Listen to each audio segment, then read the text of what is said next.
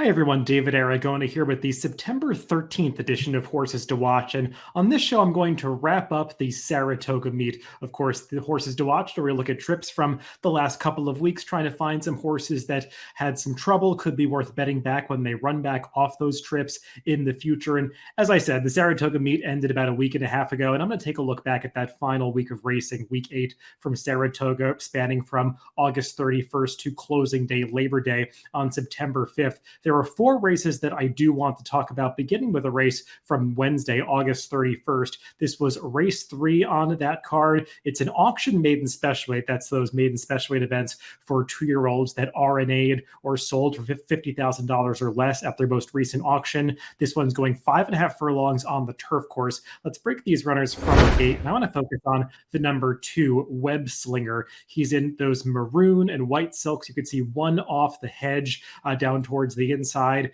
And you can kind of see he's going to settle somewhere in mid-pack as they proceed down the backstretch. But you want to note what happens to this horse as they break for the far turn, because you see he's kind of in tight here. Horses are jostling for position a little bit. And you're going to notice that the horse in the black cap right to the outside of him is going to tighten things up a little bit. You kind of see Webslinger going in and out, not really able to secure that position down towards the inside. And right here, that horse is going to bump him a little bit, and Webslinger, in an effort not to bump into the hedge, is going to badly steady out of that position. And he's actually going to go all the way back to last as he kind of repeatedly steadies to the back of the pack there. And given that trouble on the far turn, it's a real testament to how well this horse does late in the race that he gets up for second here. The race does fall apart a little bit towards the end. The horse on the lead, 3-0, was setting a pretty fast pace up front. He's going to come back to the field, but do note that number 2, Webslinger, he's closing down the center of the racetrack.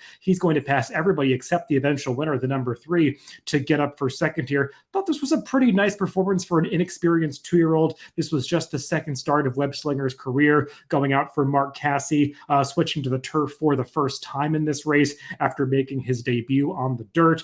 Just feels like one that ran better than the final results might indicate. And also, watching this horse in both career starts, kind of get the sense that this Son of Constitution might be one that ultimately wants to run farther than 5.5 furlongs. So I would look for him down the line when he stretches out in distance or wherever he shows up next, especially in a similar condition, because he did run well enough to win this auction maiden restricted race when he made his second start at the end of August.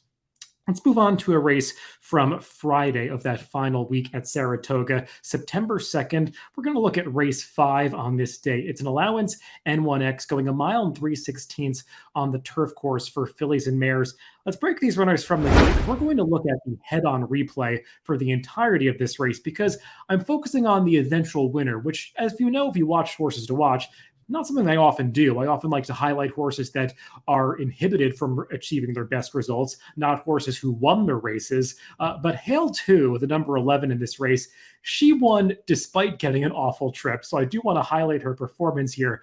She just never saves any ground at any point in this race. That is her in the yellow and blue mid-pack there. She's racing about 3 wide heading into the clubhouse turn here. And that's basically as close to the rail as she is going to get for the entirety of this race. You'll notice on the Mellon turf course, which is what this race is being contested over, the temporary rails are down, so they're racing right down on the hedge. Now, we didn't see the kind of rail bias that you'd sometimes see when they take those temporary rails down, but it's still the best place to be, saving ground on any turf course that you're racing over, as close to the hedge as possible. And you can see Hail 2, she's the one horse out in the 3 path there as they're moving down the backstretch. And obviously, it's not so bad to be wide on a straightaway, but she was in that path all the way around the clubhouse turn. And check out what happens to her as they proceed towards the far turn here. She's just gradually getting pushed out farther and farther. And now, as they break for the turn, suddenly she's in the 5 or 6 path. She is just losing so much ground compared to the horses that are to her inside. Her rider, Jose Lezcano, tries to back her off a little bit to tuck in one position, but he's still in the 4 to 5 path going all the way around this far turn. Typically, horses like this end up finishing somewhere in mid-pack, and they're the types that you want to bet back next time off trips like this. But somehow, Hail 2 is able to find another gear in the stretch, and we're going to continue to watch the head on here, but she's actually going to pass the 5 horses in front of her and get up to win this race by half a length. Now, the half-length margin of victory does not nearly capture how dominant she was in this race, I went over to Trackist to check out how much ground she actually lost compared to the runners inside of her. The horse that finishes second is the one in that lime green cap who's coming up the inside there, and you can see she finishes about a half length behind Hail 2, the winner. Hail 2, according to Trackus, covered 64 more feet than the runner-up Transient, who did save ground for much of her trip. So just a remarkable winning performance by Hail 2, just a much better race than the half-length margin of victory would indicate. She is the younger half-sister to that excellent Grade 1 turf winner, Sadler's Joy, and it feels like this daughter of Kitten's Joy, the full sister to that one, is really starting to develop and fulfill the promise that is inherent in her pedigree. Let's move on to Sunday's card at Saratoga, the final Sunday of the meet. We're going to talk about two races from this day, September 4th, the first of which is race 7. This was a maiden special weight event for the 2-year-old fillies going a mile and a 16th on the turf course. Let's break these runners from the starting gate, and I want to focus on a first-time starter. That is the number 10, Written in the Stars. She is making her career debut for trainer George Weaver, a barn that doesn't always have them cranked up for their best efforts on debut.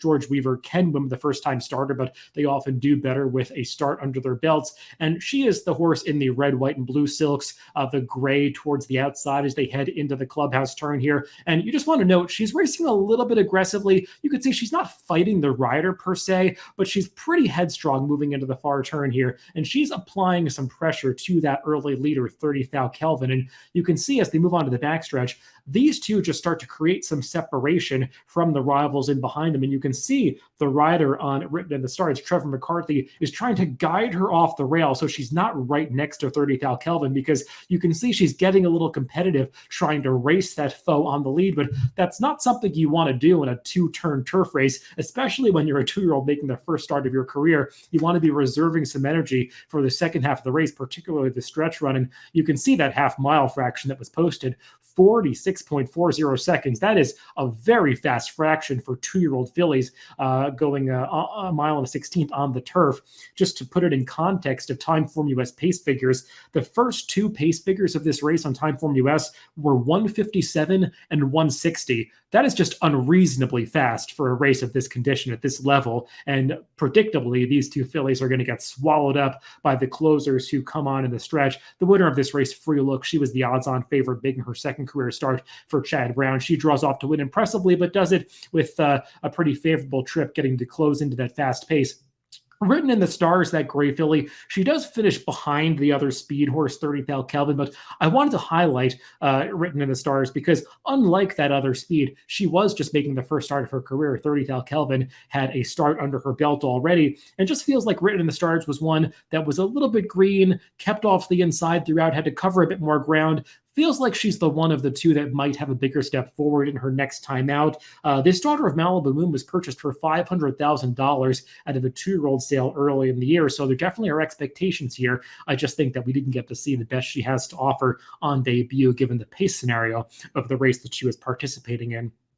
Let's close out the Saratoga meet on Horses to Watch with one more replay to take a look at. That was race 11 on September 4th, that Sunday, final Sunday of the Saratoga meet. It was the feature race of the day, the Grade 1 Spinaway, going 7 furlongs for 2-year-old fillies. Let's break these runners from the gate, and once again, we're going to look at the head-on replay and focus on number 10, American Rocket, who right there is almost leaving the screen. And I wanted to show that part of the race because you could see immediately when they leave the starting gate, she just took a right-hand turn and almost bolted off the race course. And you can see even here as her rider, Junior Alvarado, is trying to guide her back to the rest of the field, she's throwing her head about a little bit, just extremely green. I mean, she wanted no part of racing alongside those other fillies, and she does eventually get corrected and races back with the main body of the field. But you can see at this point, she's already all the way back in last of these 10 runners. Not a place you want to be in a field like this, especially a Grade 1 race when you're stepping up off just a maiden victory in your second career start. So American Rocket, after that disastrous beginning, had a lot working against her in this race. But I want to give her some credit because you can see even after that that poor start, under absolutely no encouragement from Junior Alvarado, she is gradually moving up through the pack here, and you can really see it on this head-on view. She's just racing in the bridle, picking off rivals one by one. She's eventually going to swing out into the clear at the top of the stretch. Just has a little bit too much ground to make up on the leaders. That is her all the way on the outside. Now getting that daylight to run forward to as they come onto the wire here. The top three finishers in this race were all somewhat close to the pace throughout. It was not a race that really favored runners trying to make those big runs from the back of the pack. So I do want to give some credit to American Rocket for getting as close as she did at the end. You can see that is her all the way on the outside, 4 wide, ranging up towards the leaders as they come onto the wire, and she's going to gallop out alongside the winner as they head on to the clubhouse turn. So I just thought a really nice performance from this second time starting 2-year-old filly. She is the younger half-sister to Frank's Rocket, that very good older dirt sprinter for Bill Mott, a daughter of American Pharoah. Interestingly, they entered her for turf in her career debut. She was reined off that day and won anyway with a visually impressive sweep from the back of the pack. Clearly, she's a horse that has some things to work out about the starts of her races, because she's been pretty green at the starting gate, or at least coming out of the starting gate in both races so far. But there's obviously some ability here. And if they figure out how to get her to break more alertly, I think we're going to see some success, and likely some stake success in the future for American Rocket. So those are all the horses to watch for this week, and all the horses to watch in total for the Saratoga meet. Hopefully we gave out some horses that you can follow moving ahead to the Belmont and Aqueduct meet in the coming months. Thanks for tuning in, and make sure that you, and remember that you can always follow these horses in the future by adding them to a horse watch on DRF.com. Just add these horses to a list under your account, and you'll get email notifications when these horses run back in the future. As I said, thanks for tuning in to Horses to Watch, and make sure to catch future episodes on upcoming Wednesdays.